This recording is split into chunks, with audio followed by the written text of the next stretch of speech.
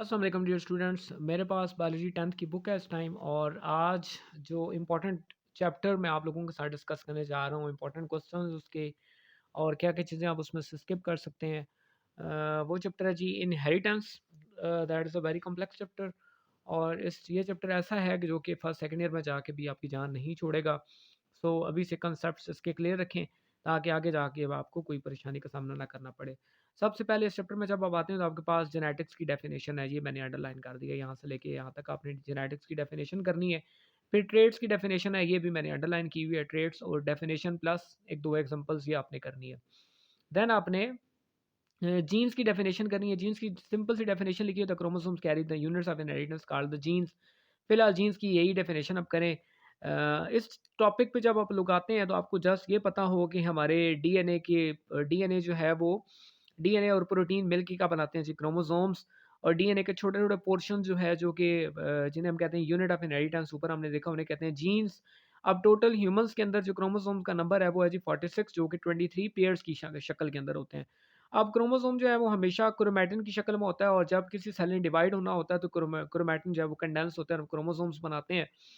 अब हमारे पास जो क्रोमैटिन है वो बना हुआ है जी डीएनए और प्रोटीन का, और मेनली जो प्रोटीन है वो हिस्टोन प्रोटीन है। हिस्टोन जो है वो बेसिक प्रोटीन्स हैं। डीएनए जो है वो हिस्टोन प्रोटीन के अराउंड रैप हुआ होता है और एक स्ट्रक्चर बनाता है जिसे कहते हैं न्यूक्लियोसोम्स। तो आपने जस्ट जो है वो इस पेज के ऊपर इतना ही तैयार रखना है। देन आपने अगले पेज पे जब आप जाते हैं तो आपके पास Watson Crick model of DNA है। ये आपने यहाँ से लेके यहाँ तक, ये मैंने एक मार्क किया हुआ है कि इसके अंदर जस्ट वो बता रहा है कि डीएनए का जो बेसिक यूनिट है दैट इज न्यूक्लियोटाइड। न्यूक्लियोटाइड के अंदर 3 चीज़ें होती हैं, एक नाइट्रोजनस बेस है, एक 5 कार्बन शुगर है और एक फॉस्फेट ग्रुप है। अब जो हमारे पास नाइट्रोजनस बेसेस हैं वो 2 तरह की हैं। एक है जी सिंगल रिंग्ड और एक है डबल रिंग्ड। जो सिंगल रिंग्ड होती हैं जिस तरह ये वाली आपको नज़र आ रही होगी यहाँ पे सिंगल रिंग्ड, ये होती हैं जी पाइरिडीन। और जो डबल रिंग्ड होती हैं उन्हें कहते हैं प्यूरीन। अब पाइरिडीन और प्यूरीन जो है इनके आपस में बॉन्ड्स किस तरीके से होते हैं कि ए हमेशा जो है वो टी के साथ बॉन्ड बनाता है, सी जो है वो जी के साथ बॉन्ड बनाता है। अब ए जो है वो टी के साथ जो बॉन्ड बनाता है वो डबल हाइड्रोजन बॉन्ड होता है, जबकि सी जी के दरमियान जो बॉन्ड बनता है वो ट्रिपल हाइड्रोजन बॉन्ड होता है। और ये आपने याद रख लेना है एट गवर्नमेंट कॉलेज। इस तरीके से आपको इनका जो पेयरिंग है वो याद रहेगी।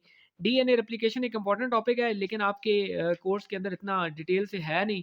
आपने जस्ट ये फिगर जो है, ये जो डायग्राम है, ये आपने एक माइंड में रख लेनी है। ये वाली डायग्राम ये जस्ट आपने अपने माइंड में रख लेनी है कि क्या हो रहा है यहाँ पे। Then how the DNA works. अब ये इंपॉर्टेंट है उस सेंस पे कि आपने 2 डेफिनेशन यहाँ से कर लेनी है। एक है जी ट्रांसक्रिप्शन की डेफिनेशन।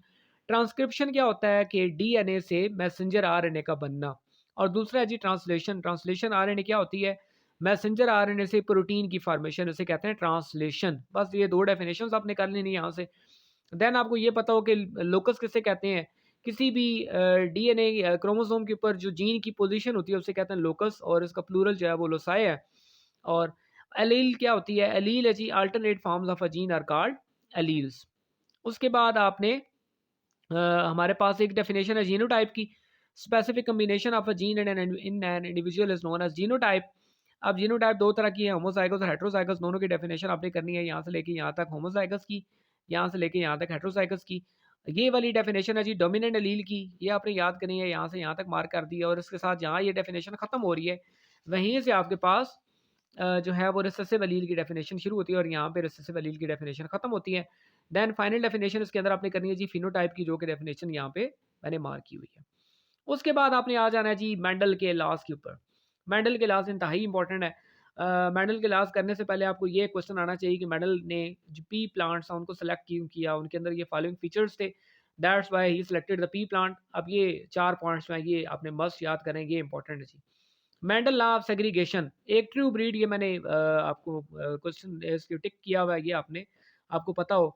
अब मेंडल लॉ ऑफ सेग्रीगेशन जो है वो आपने करना क्या है, उसमें आप लोगों ने ये जो आपके पास क्रॉस हुए हैं, ये मैं डिटेल इस पे वीडियोस इंशाल्लाह बनाऊंगा मेंडल लॉ ऑफ इनहेरिटेंस पे, दोनों के ऊपर। अलबत्ता ये आपने टेबल्स जो है ये टेबल करने हैं दोनों। उसके बाद आपने मेंडल लॉ ऑफ सेग्रीगेशन की ये डेफिनेशन है, during gamete formation the genes, यहाँ से लेके एंड तक आप कर लें Mendel of segregation. Then Mendel of independent assortment करने से पहले आपको डाई हाइब्रिड क्रॉस जो है उसकी डेफिनेशन आनी चाहिए। यानी ऐसा क्रॉस जिसमें 2 कंट्रास्टिंग ट्रेड्स हैं but at the same time involve, उसे कहते हैं डाई हाइब्रिड क्रॉस। और ये यहाँ से शुरू हो रहा है और यहाँ तक ये टेबल आपने कंप्लीट करना है। और उसके बाद ये medal of law of independent assortment जो है इसकी डेफिनेशन यहाँ से लेके यहाँ तक मैंने मार्क की हुई है। फिर आपने नेक्स्ट पेज में मूव कर जाना है जी। नेक्स्ट पेज पे जब आप जाते हैं तो आपके पास एक डेफिनेशन है जी कोडामिनस की। ये डेफिनेशन दी हुई है विद एग्जांपल। कोडामिनस यानी ब्लड ग्रुप्स की एग्जांपल आती है। इनकम्प्लीट डोमिनस आपने सारा करना है, ये वाला यानी ये पैराग्राफ पूरा करना है और इसकी एग्जांपल आपने देनी है 4 ओ क्लॉक की। ये क्लासेस आपने मस्ट याद करने हैं। आप अगर मुझे कमेंट बॉक्स में बताएँगे तो मैं उस पे एक डिटेल वीडियो बनाने के लिए तैयार हूँ। टाइम निकालना पड़ेगा लेकिन मैं एक डेफिनेशन इंशाल्लाह डेफिनिटली इसके ऊपर एक डेफिनेशन जो है वो बनाऊँगा। इसके ऊपर एक पूरी वीडियो डिटेल वीडियो इंशाल्लाह बनेगी। देन हमारे पास टॉपिक आता है जी सोर्सेज ऑफ वेरिएशन, यानी वेरिएशन के सोर्सेज क्या-क्या हैं और उसमें आपके पास ये कुछ पॉइंट्स आते हैं जी।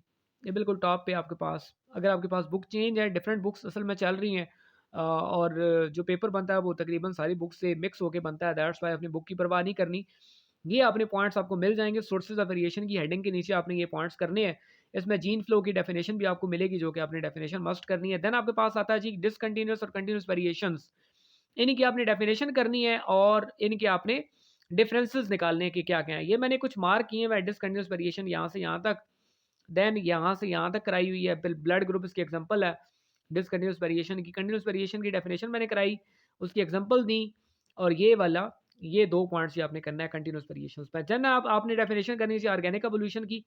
यहाँ तक मैंने मार्क कराई है ऑर्गेनिक एवोल्यूशन की और ऑर्गेनिक एवोल्यूशन जो है वो 2 इसके मेजर प्रोसेसेस हैं। ये दोनों मेजर प्रोसेसेस जो हैं वो मैंने ये पॉइंट्स आपके पास लिखे होंगे।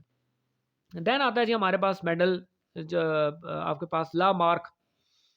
यहाँ पे सबसे पहले आपने थ्योरी ऑफ स्पेशल क्रिएशन करनी है। ये एंटी एवोल्यूशन आइडिया ये मैंने मार्क किया हुआ है स्पेशल क्रिएशन तक, थ्योरी ऑफ स्पेशल क्रिएशन तक।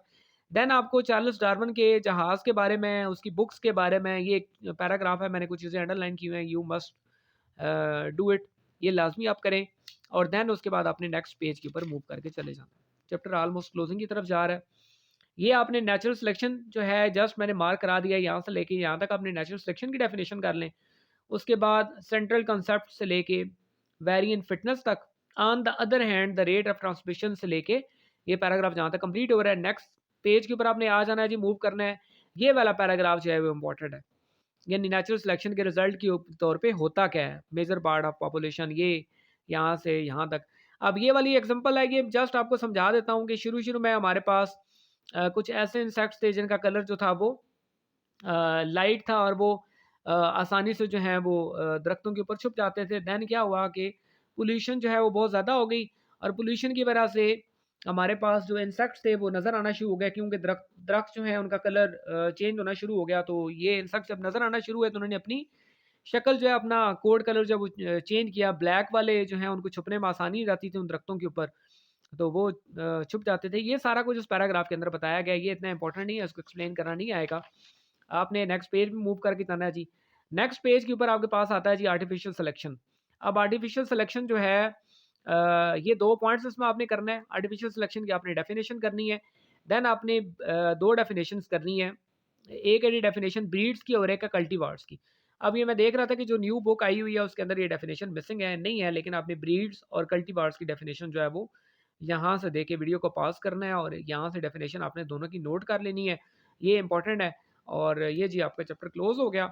अब ये चैप्टर इतना इंपॉर्टेंट है कि यहाँ से एक लॉन्ग क्वेश्चन तो मस्ट आना ही आना है, लेकिन उसके साथ डिफरेंट टर्म्स जो पीछे मैंने डिस्कस किए हैं, जैसे phenotype, genotype, homozygous, heterozygous, dihybrid cross, true breed, इस तरह की डेफिनेशन जो है वो पेपर के अंदर मस्ट आएँगी।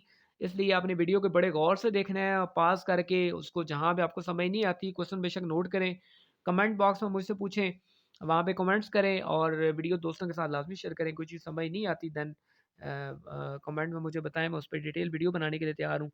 वीडियो देखने के लिए बहुत शुक्रिया। टिल देन टेक केयर, अल्लाह हाफ़िज़।